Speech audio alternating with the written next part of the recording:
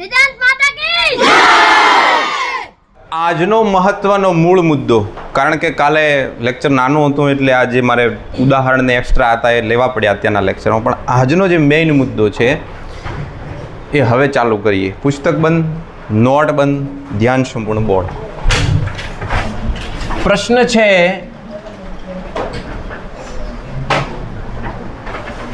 સુવાહકોનું સ્થિત વિદ્યુત શાસ્ત્ર સમજાવો.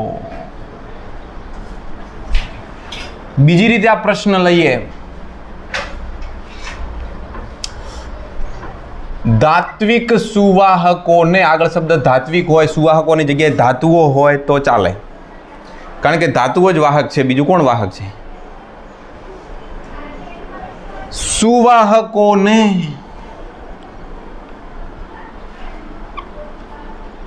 નિયમિત વિદ્યુત ક્ષેત્રમાં મૂકતા તેમની વર્તણૂક સમજાવો. બે વસ્તુ સેમ ટુ સેમ થઈ. આપણે ત્યાં ધાતુ, અધાતુ અને અર્ધધાતુ આવો શબ્દ સંભાળવા મળ્યો છે, હે ને? કેમિસ્ટ્રી તો બહુ આપે છે. નાના હતા ત્યારે આપણે સાંભળ્યું હતું કે ધાતુ રણકાર ઉત્પન્ન કરે, ધાતુ તણાવપણું, ટીપાવપણું ધરાવે છે, ધાતુને ગરમ કરતા એ ઉષ્માનું વહન કરે છે એક છેડેથી બીજે છેડે. એટલું જ નહીં, વીજળીને એક છેડેથી બીજે છેડે પહોંચાડવામાં ધાતુઓ ઉપયોગી છે. લકડું ઉપયોગી નથી. લકડું બી ઉપયોગી છે પણ એના અલગ ઉપયોગી છે, આના માટે નહીં. આપણે હવે એના પ્રકારમાં વાહક, અવાહક અને અર્ધવાહક એવી રીતે લેવાના છીએ. તો તમારે ધાતુને વાહકનો પર્યાય સમજવાનો, એમ નહીં સમજવાનો કે આ તો ધાતુ કે છે ને આ વાહક. વાહક ધાતુ જ છે. અને ખરેખર કુદરતની કરામત તો દેખો, જે ઉષ્માનું વાહક છે એ જ વીજળીનું વાહક છે. લકડામાં ઉષ્મા વહેતી નથી. તમે ચૂલામાં લકડું રાખો, ઓલો છેડો બળતો હોય પણ આ છેડો ગરમ નહીં હોય. અને સળીઓ રાખો ઘડીક, અમે રાખ્યો તો માસાજીએ સાણસી ગરમ કરી અને ચૂલાની પાસે જે પડી રાખી, અને પહેલી તો મેં જઈને પકડી. અમે નાના ત્રીજા ચોથામાં ભણતા છું. મેં પકડીને ગરમ લાય. પછી હવે ડૉક્ટરને ખબર નહીં શું ઈચ્છા હતી, એણે જયદીપભાઈ પકડી કે આ ચમામાં હાથ કરે છે, એણે પકડી, એ બળ્યો. પછી તો આમથી આમ થઈએ, ઊંચા નીચા થઈએ, અને કોઈ પેલું ઓઇલ લગાવ્યું ના તે વગેરે. પણ બળતરા લોકો સુસાઇડ કરતી વખતે જે અગ્નિ દાહ કરીને મરે છે, એક તો સુસાઇડ કરે કાયર લોકો હોય છે, કેટલા જિંદગીથી હારી ગયા હશે, યા એમને કોઈ સત્સંગનો અભાવ છે, ત્યારે જ એને સુસાઇડનું વિચારે. અને મરે તો મરે, પણ કેવી ખરાબ પદ્ધતિથી મરે. તમે કોઈ દાડો અગરબત્તીને અડાડી જુઓ, દીવા ઉપર થોડી વાર આંગળી રાખી જુઓ, એવું આખા શરીરે આગ લગાવી અને મૃત્યુને વહાલો કરવું, આવું પરમાત્માએ જીવન આપ્યું. અને મામૂલી આપણી એક નિષ્ફળતાના કારણે, કોઈ એક વ્યક્તિના કારણે, કોઈ થોડા ઘણા માર્ક્સના કારણે, કોઈ થોડા ઘણા અપમાનના કારણે, થોડા ઘણા પૈસા જતા રહ્યા એના કારણે એને નાક ગુમાવે. શું લઈને આવ્યા હતા? બધું નફામાં જ છે.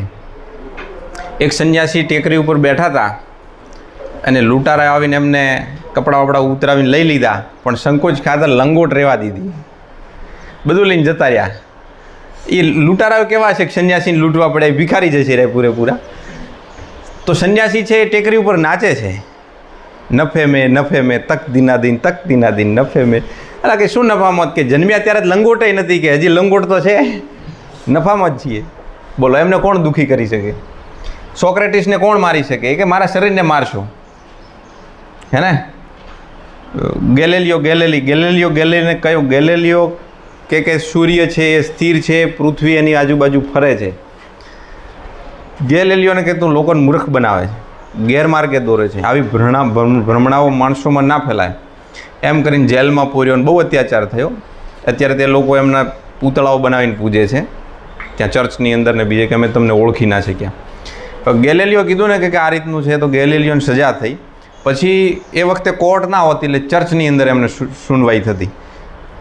તમે કેમ કહી દો કે ના પૃથ્વી ફરે છે, આ તમારા નિયમ સિદ્ધાંત ખોટા છે અને જે અમે કહીએ સાચા છે ચર્ચના નિયમો. ગેલેલિયો કેવો ઉત્તર આપ્યો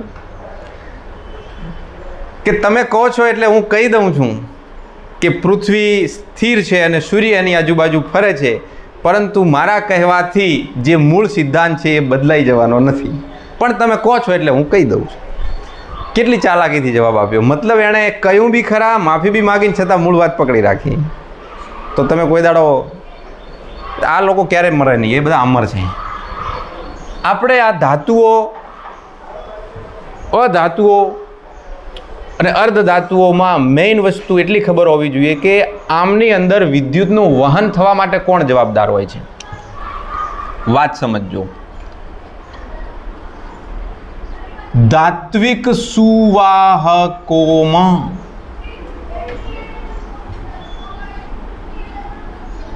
મુક્ત ઇલેક્ટ્રોન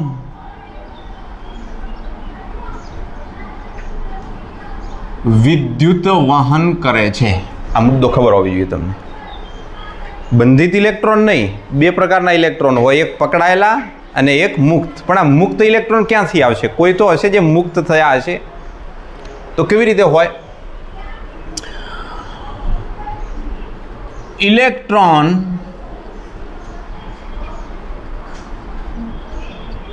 બાહ્યતમ કક્ષામાંથી, એટલે શરત છે કે નજીકના નહીં, નજીકના વિદ્યાર્થીઓ બહુ ઊંચા નીચા નહીં થાય. ઓલા છેલ્લે બેઠા ને ગૌતમ ઋષિ નિરાય બધા, એ થોડું ઘણું ચીટિંગ કરી લે છે. ગુરુજીએ કહ્યું ચોપડી બંધ રાખો તો કદાચ થોડી ઘણી ખુલ્લી રાખશે કે બરાબર સાચું ભણાવે છે ખોટું ભણાવે, ચેક કરતા રહો. તો એવું થઈ શકે દૂર હોય તો.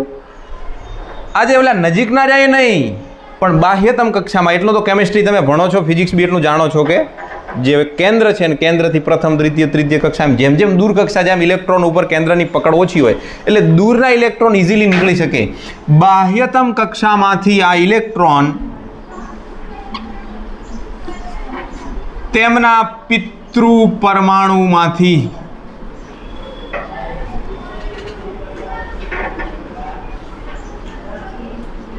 કંઈક ઉર્જા મળતો, જો એમને ઉર્જા મળે તો છૂટા પડે છે.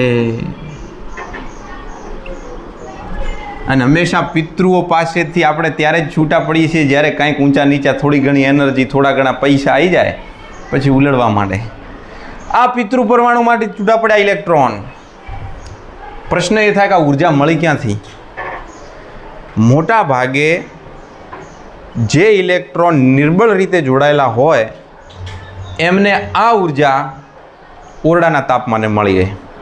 અને ઓરડાના તાપમાને મળતી ઉર્જાનું સૂત્ર તમને યાદ હશે, U બરાબર 3/2kBT. બોલ્ટ્ઝમેન, इसको नहीं भूलना, બોલ્ટ્ઝમેન. અને આ જે છે એ ટેમ્પરેચર છે ઓરડાનું. થોડુંક તાપમાન વધે ઇનફ છે એટલું તાપમાન મુક્ત થવા માટે. તો પહેલા મુદ્દામાં આપણને સમજણ પડી, પહેલા મુદ્દામાં કે ઇલેક્ટ્રોન મુક્ત હોય તો વિદ્યુત વહન થાય, અને આ મુક્ત ઇલેક્ટ્રોન કેવી રીતે આવે? કંઈક ઉર્જા મળે, પિતૃ પરમાણુમાંથી મુક્ત થઈ જાય છે. આવા મુક્ત ઇલેક્ટ્રોન ધાતુઓમાં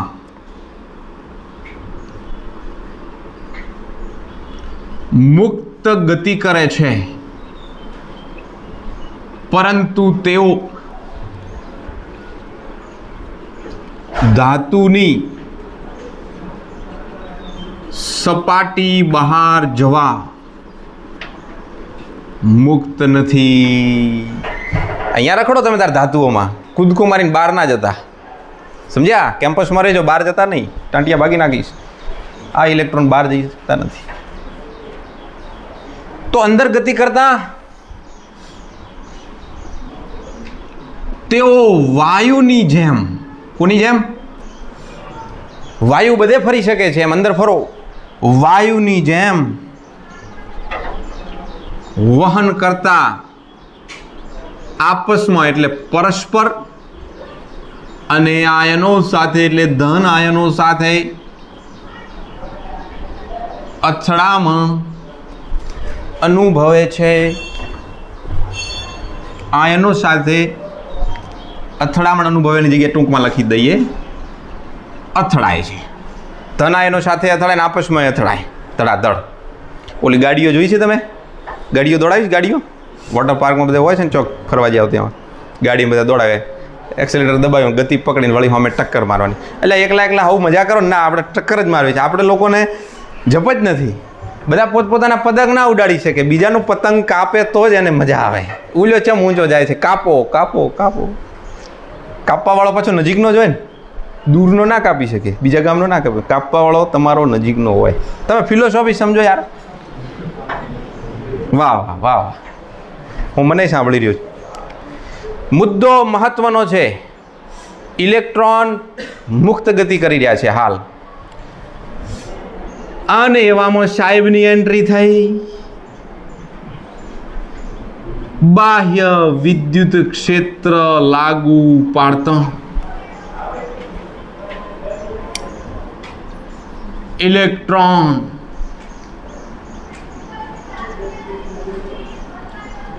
વિદ્યુત ક્ષેત્રની દિશામાં ડ્રિફ્ટ, મારે જાણી જોઈને શબ્દ લખવો હતો, થાય છે. ડ્રિફ્ટ શબ્દ તમને કહું, આપણે એક ડ્રિફ્ટ વેગનો એક મુદ્દો આવશે ભણવાનો આગળ જતાં, કે ઇલેક્ટ્રોન ડ્રિફ્ટ વેગ સમજાવો. ડ્રિફ્ટ શબ્દને તમે કે એકદમ ક્યાંક બાવળ છે ને ક્યાંક રણ છે ને ધૂળ ઉડી રહી છે, ધૂળનું કણ ગમે એમ રખડે. એવા પ્લાસ્ટિકની થેલી છે, અથડાતી કોઈ બાવળને અટકીને ત્યાંથી વળી પવન આવ્યો તો આમથી આમ ગઈને આમથી આમ થઈ, કોઈ ઠકાણું નહીં, પણ તોય જઈ આમ રહી છે. સમજ્યા ને? સીધી દિશામાં નથી જતું, અથડાતું કૂટાતું જાય છે. હવે બહુ બધી પબ્લિક હોય ને બહુ બધી પબ્લિકમાં તમારે પબ્લિક આમ જાય છે અને તમારે સામે જવું છે, એટલે તમે ઘડીક આમ આમ આમ કરતા જાઓ કે ના થાય. આવી રીતે જે ઇલેક્ટ્રોન ગતિ કરે છે ને ડ્રિફ્ટ ગતિ કહેવાય.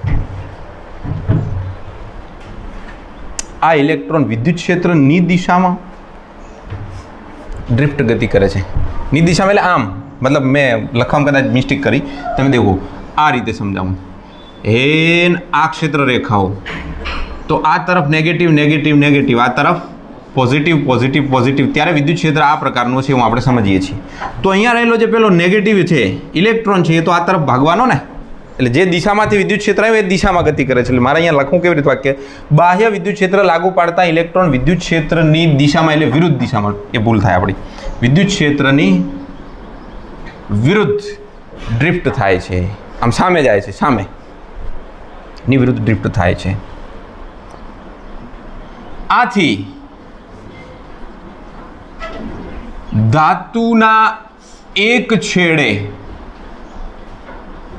ઇલેક્ટ્રોન અને બીજા સામેના છેડે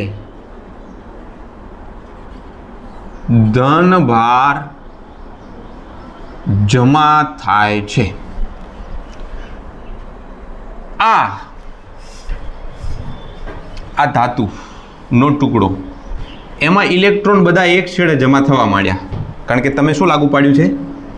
વિદ્યુત ક્ષેત્ર સદિશ E, એટલે ઇલેક્ટ્રોન બધા આમ આવ્યા. તો આ બાજુ ધનભારો ખુલ્લા થયા, એટલે એક બાજુ ધનભાર થઈ ગયો, એક બાજુ ઋણભાર થઈ ગયો.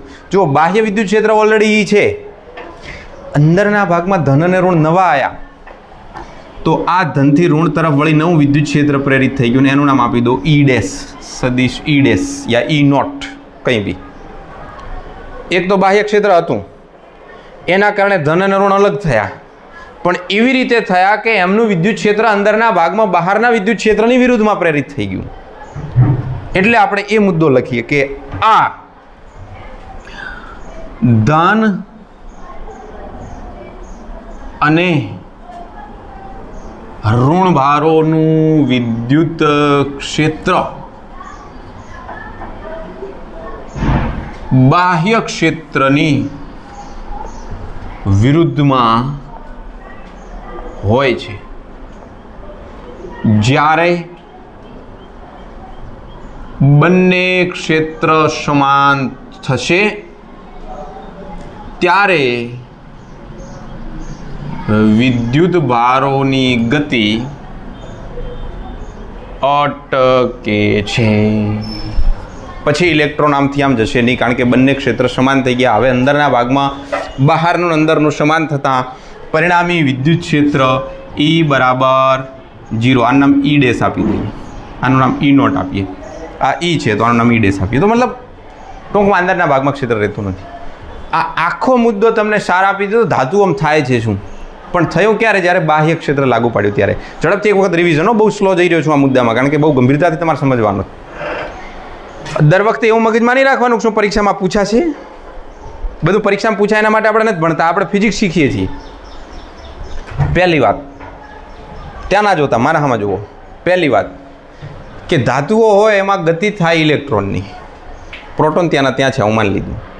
કેમ એવું કહેવું પડ્યું? કારણ કે ઇલેક્ટ્રોલાઇટ આવે ને તમારે વિદ્યુત દ્રાવણ, રસાયણ વિજ્ઞાનમાં વિદ્યુત દ્રાવણ આવે તમારે. એક ભણવાનો આવશે ઇલેક્ટ્રોલાઇટ સેલ. આપણે બી સેલ બનાવશું, તમને બતાવશું કદાચ ટાઈમ રહેશે તો. ઇલેક્ટ્રોલાઇટ વિદ્યુત દ્રાવણ, વિદ્યુત રસાયણ જે છે, ઇલેક્ટ્રોપ્લેટિંગની પ્રક્રિયા, ક્ષાર સેતુથી જોડવાના, NH4NO3 થી, એ બધું આ ભણ્યા છો. એનોડ કેથોડ, એક ધ્રુવ બે ધ્રુવ જે ઇલેક્ટ્રોડ છે એ બધું. તો એમાં જે ઇલેક્ટ્રોલાઇટ છે ને એમાં વિદ્યુત વહન ધન અને ઋણ બંનેના કારણે થાય. પણ ધાતુઓ માત્ર ઋણના કારણે થાય છે, હું આપણે માનીએ છીએ. આ ઇલેક્ટ્રોન મુક્ત નથી હોતા, પણ એ એમના જે પરમાણુ છે એની બાહ્યતમ કક્ષામાં હોય ત્યાં થોડીક ઉર્જા મળે એટલે છટકી જાય. છટકે પણ ધાતુઓમાં રખડવાનું, બહારે જવાનું નહીં. વાયુની જેમ ભ્રમણ કરતા હોય ને ભ્રમણ કરતાં કરતાં ઇલેક્ટ્રોને અથડાય, ઇલેક્ટ્રોન પ્રોટોને અથડાય, અને આવી અથડામણમાં બાહ્ય વિદ્યુત ક્ષેત્ર લાગુ પાડો એટલે સામે જાય, જે બાજુ ધનભાર હોય એ તરફ. એટલે એક છેડે ધનભાર જમા થાય ને એક છેડે ઋણભાર. પેલી બાજુ આ બાજુ ધન થયું તો બાજુ ઋણભાર જમા થયો. ધન અને ઋણ થતો અંદરના ભાગમાં નવું વિદ્યુત ક્ષેત્ર પ્રેરિત થયું, જે બાહ્ય ક્ષેત્રની અગેન્સ્ટ હોય. બંને ક્ષેત્રો સમાન થાય, અંદરના ભાગમાં પરિણામી ક્ષેત્ર શૂન્ય થાય. હવે ઇલેક્ટ્રોન કોઈ ગતિ કરતા નથી.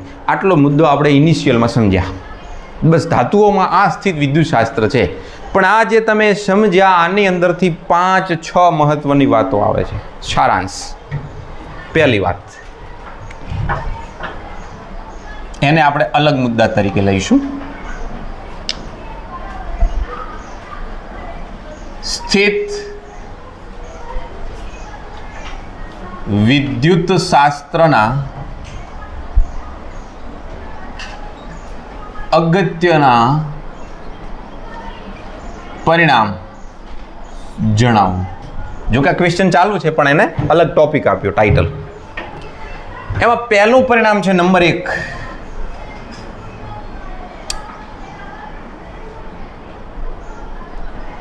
ધાતુની અંદરના ભાગમાં, હવે આ ધાતુ શબ્દની જગ્યાએ સુવાહક હોય તો તમે પ્રશ્ન ના કરતા કેમ ધાતુ લખ્યું છે. સ્થિત વિદ્યુત ક્ષેત્ર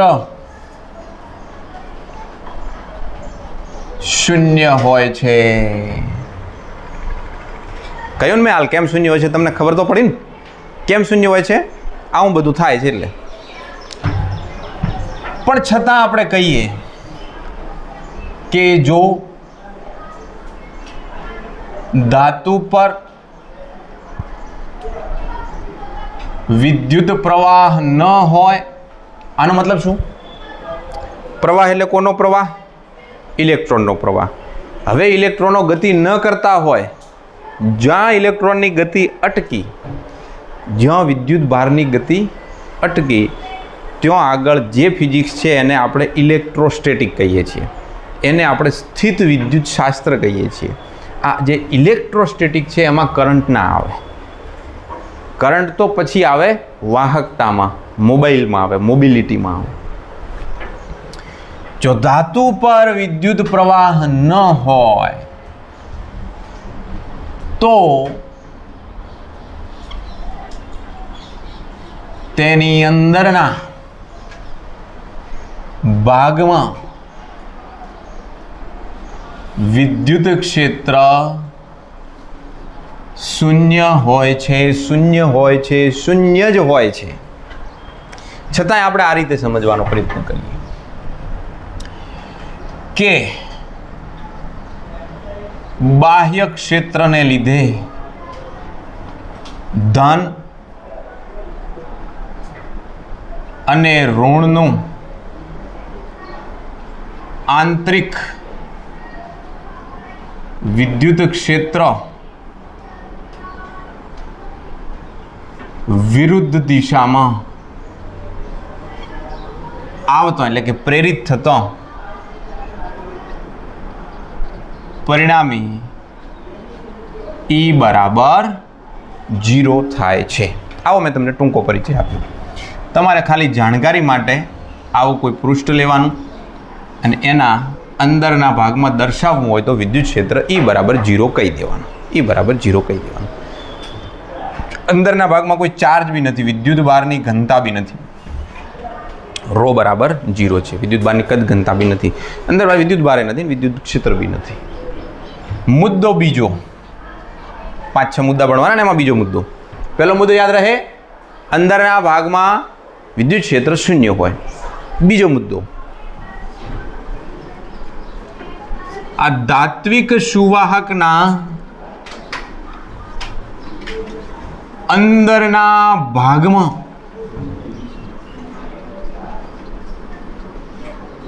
વધારાનો વિદ્યુત ભાર હોતો નથી. વધારાનો વિદ્યુત ભાર એમ નથી કહ્યું કે વિદ્યુત ભાર હોતો નથી. વધારાનો વિદ્યુત ભાર કોને કહેવાય? જોડકું હોય, જોડકું. માને ધન અને ઋણ, ધન અને ઋણ. ઇધર આ જાઓ. એન આ ધાતુ ધન ઋણ ધન ઋણ ધન ઋણ ધન ઋણ ધન ઋણ. બસ બાહ્ય ક્ષેત્ર લાગુ પાડ્યું. અહીંયા ધન ઋણ ધન ઋણ ધન ઋણ.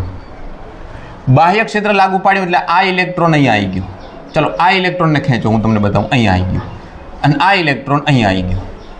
હવે બાકીના તો જોડકા છે એટલે ન્યુટ્રલ કહેવાય. તટસ્થ હોય અને લખો કે ના લખો, હે ને. આ બોર્ડને કરંટ કેમ નથી આવતો? કારણ કે જેટલા ધન છે એટલા આમાં ઋણ છે. એટલે ધનભાર રીતે નથી, ઋણભાર રીતે નથી. તો એક છેડે ધનભાર ખુલ્લો થયો ને એક છેડે ઋણભાર જમા થયો ઓટોમેટિકલી. ક્યાંય વચ્ચે વધારાનો એકલો પ્લસ નથી, યા વચ્ચે વધારાનો એકલો નેગેટિવ નથી. આ બાજુ 2 પ્લસ ને 2 માઇનસ છે, પણ વધારાનો વચ્ચે માઇનસ નથી. કેમ નથી? કારણ કે હવે સંતુલન તપાઈ ગયું. બંને બાજુ વિદ્યુત ક્ષેત્ર સરખા મૂલ્યનો થયું.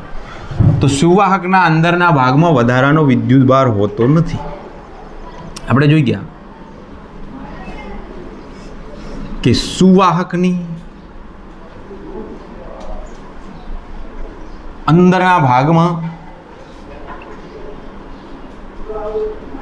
વિદ્યુત ક્ષેત્ર E બરાબર 0 છે. વિદ્યુત ક્ષેત્ર ક્યાં છે? અંદરના ભાગમાં. જો સપાટીની અંદર આમ એક ગૌસિયન પૃષ્ઠ કલ્પો અને અંદરના ભાગમાં E બરાબર 0 છે અને તમે માની લો કે ધનભારિત આ પૃષ્ઠ છે તો બધે ધનભાર સપાટી પર છે. અંદરના ભાગમાં કાંઈ નથી. માની લો કે તમે બાહ્ય ક્ષેત્ર નાખ્યું છે, અથવા આ બાજુ ધન આ બાજુ ઋણ, એવી રીતે બી તમે કહી શકો છો. Your choice. એક આ કાળી માર્કર છે ને એટલે બહુ પેલી ગંદુ કરે. માની લો કે આ બાજુ ધનભાર ખુલ્લો થયો તો એવી પરિસ્થિતિ, પણ અંદરના ભાગમાં કાંઈ નથી, 0 છે. તો જે આ પૃષ્ઠ છે એમાં E બરાબર 0. સપાટીની અંદર ફાઈ બરાબર E ડોટ dA બરાબર E0 છે. એટલે ફાઈ બરાબર કેવા થઈ ગયા?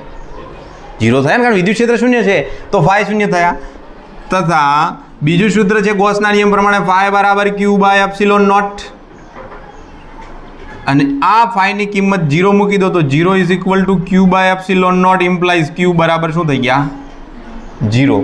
તો મેથેમેટિકલી રીતે બી પ્રૂવ થઈ ગયું કે વિદ્યુત ક્ષેત્ર 0 છે, માને અંદરના ભાગમાં વધારાનો વિદ્યુત ભાર 0 છે. ગોસ. આમ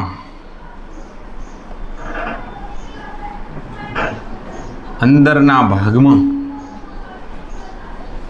વધારાનો વિદ્યુત ભાર નથી.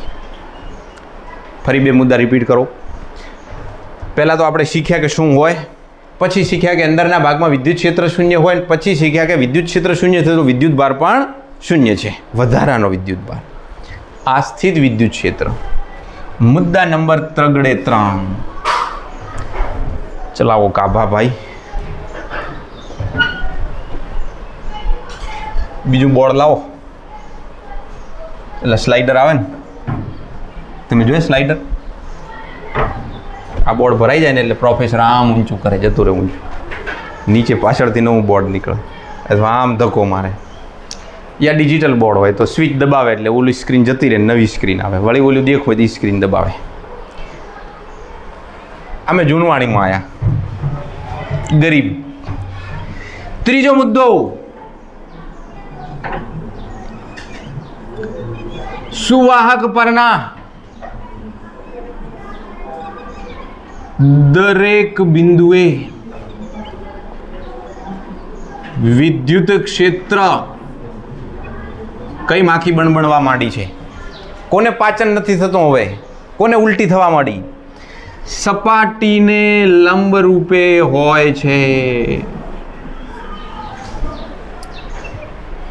વિદ્યુત ક્ષેત્ર ઓલવેઝ સપાટીને લંબ રૂપે જ હોય. લંબ રૂપે જ હોય. કેવું હોય? કો માની લો કે આ સુવાહક છે તો વિદ્યુત ક્ષેત્ર આ રીતે છે, આ રીતે, આ રીતે, આ રીતે. પણ આ કોના માટે? ધનભારો માટે હો. જો ઋણભારો હોત તો અહીંયા દોરીશ તો બધું બગડશે. તમે સમજી જજો બધે આ રીતે. પણ સપાટીને લંબ રૂપે. જો ઋણભાર હોત તો ક્ષેત્ર રેખાઓ અંદર આવતી હોત. સપાટી ઉપર ધનભાર છે તો ક્ષેત્ર રેખાઓ બહાર જાય છે. વિદ્યુત ક્ષેત્ર સપાટીને લંબ રૂપે હોય છે. કેમ લંબ રૂપે હોય છે? જો વિદ્યુત ક્ષેત્ર લંબ રૂપે ન હોત અને થોડુંક આમ ત્રાંસું હોત, એસે, તો એનો સપાટીને સમાંતર એક ઘટક આવત ને એક લંબ ઘટક આવત. કારણ કે થોડુંક ખૂણે હોત તો આપણે બે ઘટક લઈએ છીએ, કોસ ને સાઈન, તો એક સપાટીને સમાંતર ઘટક આવત. જો વિદ્યુત ક્ષેત્રનો સ્પર્શીય ઘટક હોત એટલે કે સપાટીને સમાંતર ઘટક હોય તો શું થાય? અહીંયા આગળનો વિદ્યુત ભાર હોય એના પર વિદ્યુત બળ લાગે. કારણ કે ઈ છે આ દિશામાં, તો F બરાબર Q, વિદ્યુત બળ લાગે. ઓલો વિદ્યુત ભાર સપાટી ઉપર સ્થિર ના રહે, ફરવા માંડે. સપાટી ઉપર વિદ્યુત પ્રવાહનું નિર્માણ થઈ જાય. એવું થોડી થાય પડ્યા ગોળા ઉપર કરંટ નથી વહેતો. તો વિદ્યુત ભાર બળ અનુભવી ગતિ કરે, પરંતુ તમે જાણો છો કે આવું કંઈ થતું નથી. તેથી વિદ્યુત ક્ષેત્ર લંબ રૂપે જ હોય છે. આવી રીતે જ હોય છે, સપાટીને લંબ રૂપે. પણ બીજી વાત એમાં ને એમાં કે જો ઓલો સિગ્મા છે એ તો વિદ્યુત ક્ષેત્ર રેખા બહાર અને સિગ્મા નેગેટિવ તો વિદ્યુત ક્ષેત્ર રેખા અંદર તરફ. અને સિગ્મા બરાબર 0 તો વિદ્યુત ક્ષેત્ર E બરાબર પણ 0. આ બધું તમને આવડે છે, પણ આ તો અમે ભણાવીએ ને એટલે એમ થાય કે હા આ તો કોઈક અઘરો મુદ્દો આવી ગયો છે. આ બધું શું એમ છે? શું હવે આ તો મુદ્દે વિધિવત આપણે બધી વિધિ કરવી પડે. મુદ્દા નંબર 4, ચોથો મુદ્દો શું કહે છે?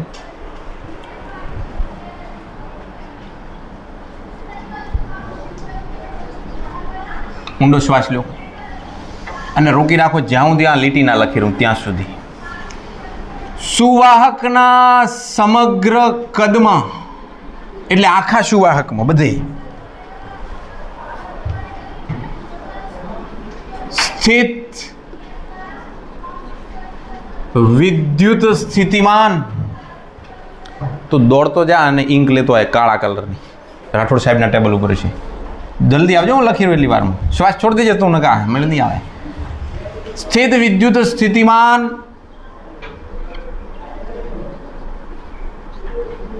અચળ હોય છે. હજી અડધી મિનિટ જ થઈ ગઈ, 1 મિનિટ તો રોકી રાખવો પડે. જે સપાટીના મૂલ્ય જેટલું હોય છે. છોડ દો શ્વાસ. મુદ્દો સમજાણો?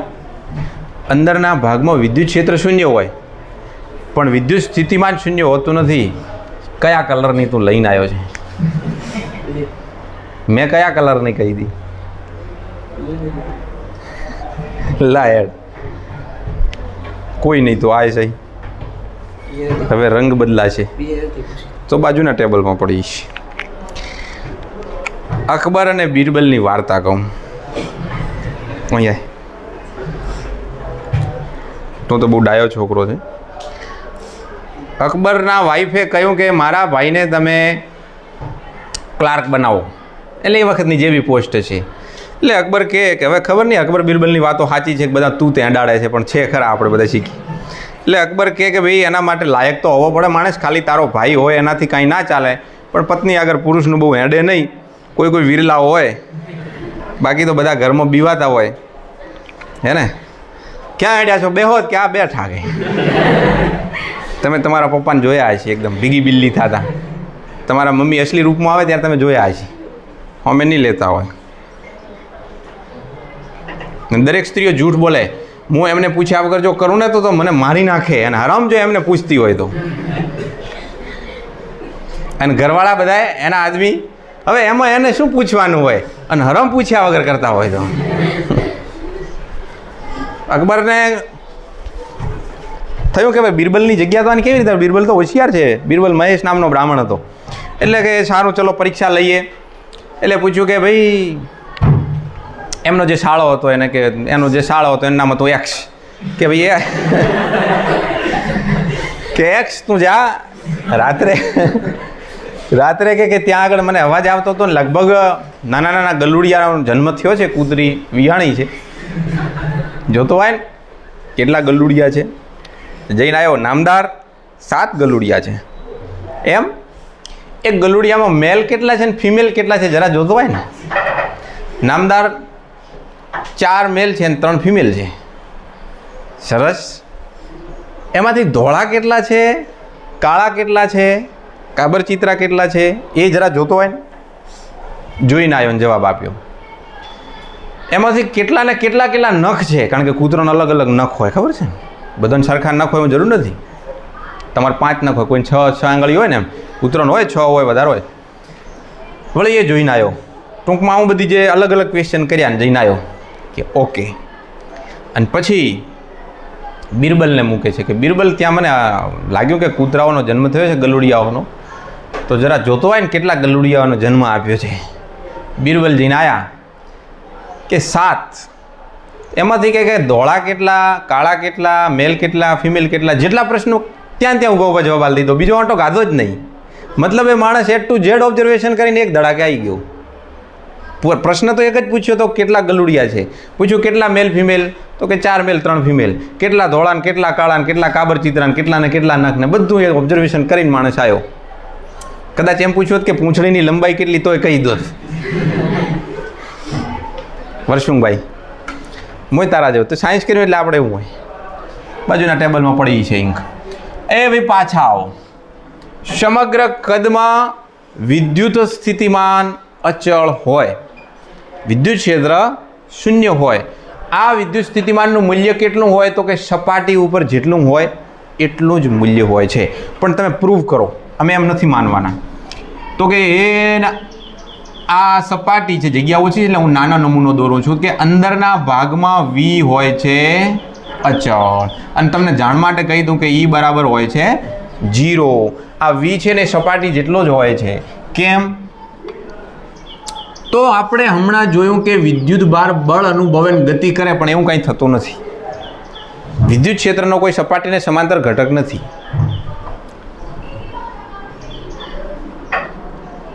સપાટીમાં વિદ્યુત ભારને એક સ્થાનેથી બીજા સ્થાને જવા કાર્ય કેટલું હોય છે? શૂન્ય હોય છે. કોઈ બળ લાગતું નથી એટલે કાર્ય થતું નથી, એટલે કાર્ય શૂન્ય છે. માટે W is equal to Q delta V implies W0 is equal to Q delta V implies માં ખબર પડે ને. નેક્સ્ટ પદ માટે ડેલ્ટા V બરાબર 0 માટે V બરાબર અચળ. સાબિત થઈ ગયું. બધા એક પછી એક મુદ્દા આપણને એમ કહે છે કે આવું હોય તો આવું થાય ને આવું હોય તો આવું થાય. છેવટે શું થઈ ગયું? V બરાબર અચળ. હવે આમાં વિશેષ નહીં લખવું. ઓકે, ખબર પડી ગઈ કે V કેમ અચળ છે. મતલબ અંદરના ભાગમાં V કોન્સ્ટન્ટ છે, બહારના ભાગમાં V છે એટલું ને એટલું જે સપાટીના મૂલ્ય જેટલું છે એ 0 હોય છે. મુદ્દા નંબર 5,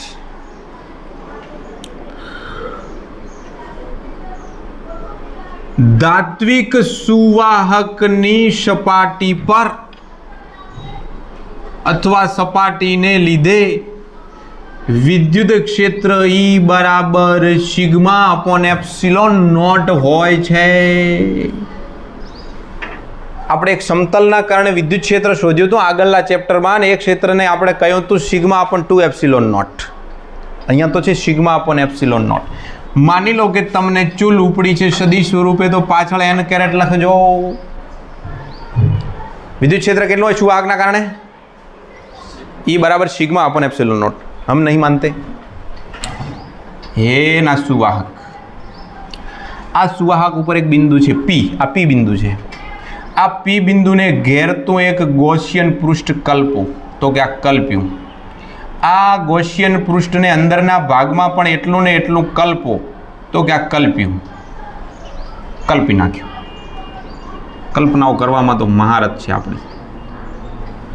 आ जे गॉसियन पृष्ठ है जेटલું તમને બહાર દેખાય છે એનું ક્ષેત્રફળ છે ડેલ્ટા એસ, અને કારણ કે આના પર જો ધનભાર છે તો વિદ્યુત ક્ષેત્ર સપાટીને લંબ રૂપે બહારની દિશામાં છે સદિશ E. મને કહો ફિગર મુજબ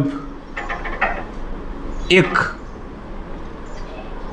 નાનું નળાકાર પૃષ્ઠ લો. કારણ કે અહીંયા બધે વિદ્યુત ભારો છે એટલે આપણે આટલાના વિદ્યુત ભારો ઘેરી લઈએ, ટૂંકા વિદ્યુત ભારો. એને પિલ બોક્સ આપવામાં આવ્યું છે. નામ મેં નથી લખ્યું, નામ પુસ્તકમાં એનું નામ પિલ બોક્સ છે. શું લખે છે નિરાલિત? મૂકી દે, નોટ બંધ કરી દે. જીવ જ ત્યાં રહે છે. પછી એ પિલ બોક્સ કલ્પ્યું છે. પિલ બોક્સ નાનું નળાકાર, તેનો એરિયા ડેલ્ટા એસ છે. તો તેના પરનો વિદ્યુત ભાર, सूक्ष्म विद्युत भार Q होय तो Q बराबर सिग्मा इंटू एनी जगह सिग्मा इंटू डेल्टा एस. सूक्ष्म विद्युत भार तो DQ कही दो, DQ अथवा डेल्टा Q अथवा Q, पण सिग्मा इंटू डेल्टा एस. આપણે વિદ્યુત ક્ષેત્ર શોધવું છે. વિદ્યુત ક્ષેત્રનું સૂત્ર શું થાય? તો કે એક ગોસના નિયમ પ્રમાણે ફાઈ ઇન્ટુ એ થાય, એ પ્રમાણે ડી ફાઈ બરાબર E इंटू डेल्टा एस थाय. फाई बराबर E इंटू डेल्टा एस थाय. एक आ थाय.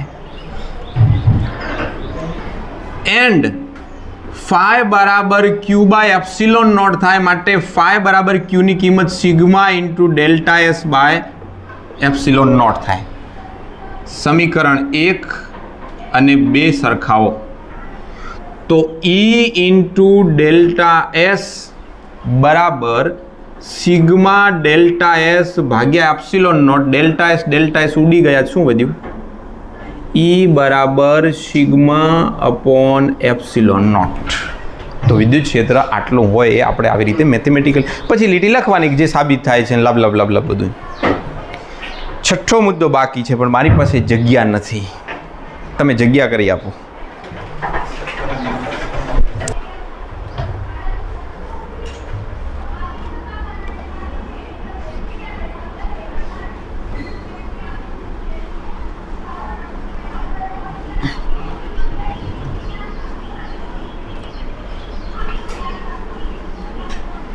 क्या कोई बाकी?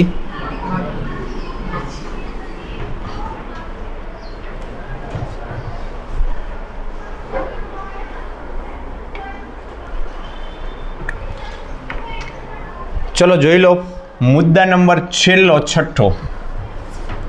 સ્ટોપ કરી દો, એ મેં બાકી જ રાખ્યું છે, લખી દેજો પછી. મુદ્દા નંબર 6. મુદ્દા નંબર 6 નું નામ છે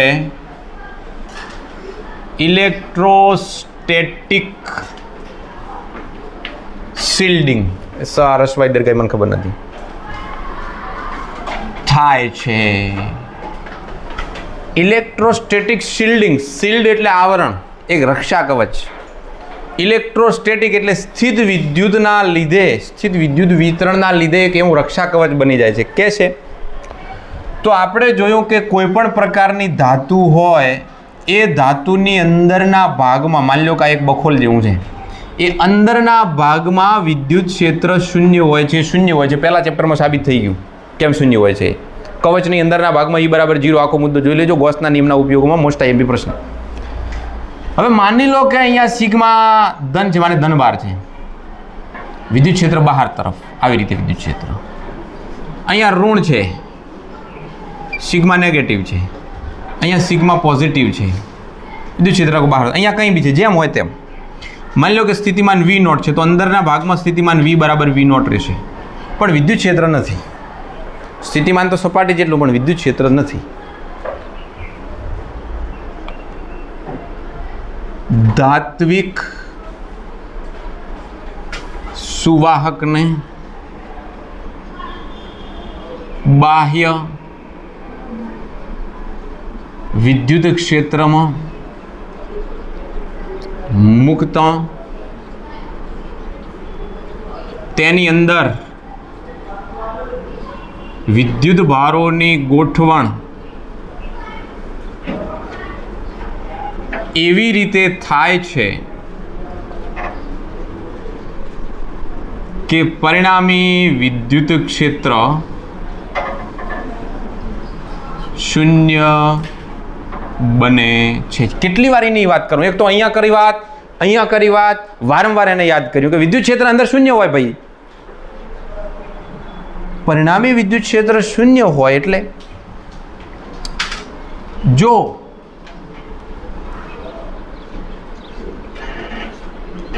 ગમે તેવા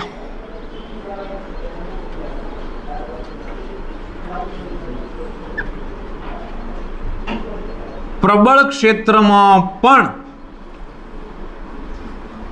મૂકવામાં આવે તો અંદરના ભાગમાં તો વિદ્યુત ક્ષેત્ર શૂન્ય જ રહેશે. જો વિદ્યુત ભાર વિદ્યુત ક્ષેત્રમાં ના મૂકો, આના ઉપર ટોપલો ભરીને વિદ્યુત ભાર નાખી દીધા, કંઈક થશે. જો વિદ્યુત ભાર પ્રસ્થાપિત કરવામાં આવે તો પણ આ વિદ્યુત ભારો માત્ર સપાટી પર જ વિતરિત થાય છે. અંદરની બખોલ જે કેવિટી છે એ વિદ્યુત ભાર અને તેથી વિદ્યુત ક્ષેત્ર વિહીન છે. વિહીન છે, જેને લીધે ઇલેક્ટ્રોસ્ટેટિક શિલ્ડિંગ થાય છે. એટલે એક રક્ષા કવચ બની ગયું. તમે કારમાં બેઠા હો, કારના બારણા બંધ હોય, દરવાજા બંધ હોય, કાચ ચડાયેલા હોય અને વીજળીના કડાકા ભડાકા થતા હોય, ડરને की કોઈ બાત નહીં. કારણ કે કાર ભલે વાહક હોય, અંદરના ભાગમાં ઇલેક્ટ્રોસ્ટેટિક શિલ્ડિંગ થવાથી માય બેઠેલો ડ્રાઈવર વીજળીથી બચી શકે છે. એને સ્પાર્ક ઇફેક્ટ નહીં કરે. કેમ? કેવિટી થઈ ગઈ. તમારા ઘરની અંદર ઉપર જ્યારે વીજળી પડે તો અંદર બચાવ થવાનું જો કારણ હોય તો તમે જો શિલ્ડ ક્રિએટ કરી નાખ્યું છે, બહારનું વિદ્યુત ક્ષેત્ર અંદરનું ફટાફટ ક્રિયાઓ થતી હોય છે. તો હું પહેલાં જૂની બુકમાં આવતો, જો વીજળીના કડાકા ભડાકા થતા હોય અને તમે કારમાં બેઠા હો તો તમારો બચાવ થઈ જાય છે, એવું ત્યારે હોતું. તમારે હું પછી તમારી રીતે યાદ આવે ને અહીંયા એડ કરવું હોય તો કરી દેજો. બાકી અહીંયા આપણે આ મુદ્દાને અને આજના લેક્ચરને પૂર્ણ કરીએ. કૃષ્ણ કનૈયા લાલ કી જય.